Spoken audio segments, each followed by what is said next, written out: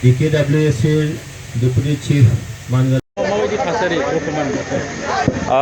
गिबियावनो गासै दतमाबासि रायजो राजाफोरनिसिम आङो सेन्ट्रेल स्टियारिं कमिटि आरो UPPL दोलोनि जानानै जोंनि दतमाबासिफोरनिसिम जोंनि मोजां मोननाय खुलुमनाय सिबिनाय अननायखौ जोङो जासिहरग्रोदों जे दिनै जोङो 9 नं दतमा बियाबाव जोंनि UPPL दोलोनि आफादगिरि मानगोनां प्रमद बर' बयजोंबो अनजाग्रा बयजोंबो सिबिजाग्रा बिथांखौ जोङो बिजाथि महरै मोननो हादों। दा जोङो UPPL दोलोनि इउनाइटेड पिपल्स पार्टी लिबारेलनि मावख' जों दिनैहाय बेखेवदों बेयाव आरो बेयाव फैनानै दाखालै जेला केन्डिडेट डिक्लेयार होबाय बिनि उननिफ्रायनो जोङो दतमाबासि साफ्रोमबो रायजो राजानि गोसो गोरबोखौ जोङो एसे बिजिरनानै नायदों एसे मोनदांदों जे बिथांमोनहा जोबोद बिथां प्रमद बर'खौ बिजाथि महरै मोननानै जोबोद माने खुसि आरो बे खुसिनि फिथाइया फैबाय थानाय 22 तारिखआव जानो गोनां जे बिसायख'थि बे बिसायख'थियाव सारा 40टा समस्तिनि गेजेरावनो बिथांमोना बांसिनै भट होनानै देरहाहोनो थाखाय बिथांमोना जेब्लाबो रेडि। बेनिखायनो आङो साफ्रोमबो दतमाबासि बिथांमोनजों खावलायहरदेरनो लुबैदों जे फैबाय थानाय 22 तारिखनि बिसायख'थिया जाहाथे नैबे दतमा समस्तिखौ बयनिख्रुइबो साबसिन हामसिन खालामनायनि मोनसे जे सुजुग बे सुजुगखौ जानो बयबो लायो आरो बेनि थाखायनो बिथांमोनहा कुनु हारि धोरोम बोरोन सायख'आलासे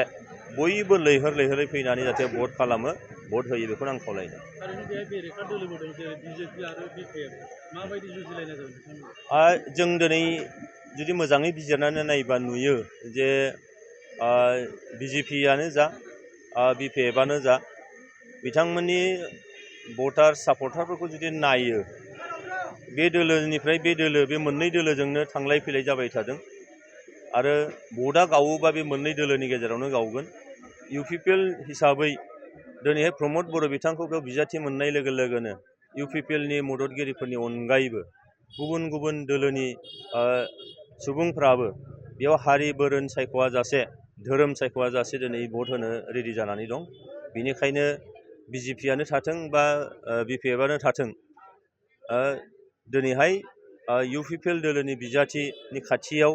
निस्सय बिथांमोना निस्सय साफिनो हानाय नङा आरो बेखिनि फोथायनाया जोंहा रायजो राजाफोरनि सायाव दङ। जुदि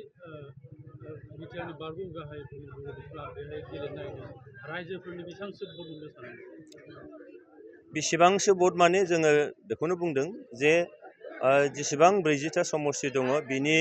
भटनि जि रेट माने भट मोननाय डिफारेन्सनि जि रेट बेखौ नायोब्ला बे दतमा समस्तिया दिनै रायजो राजाफोरा जिबायदि मोनसे आग्रह जानानै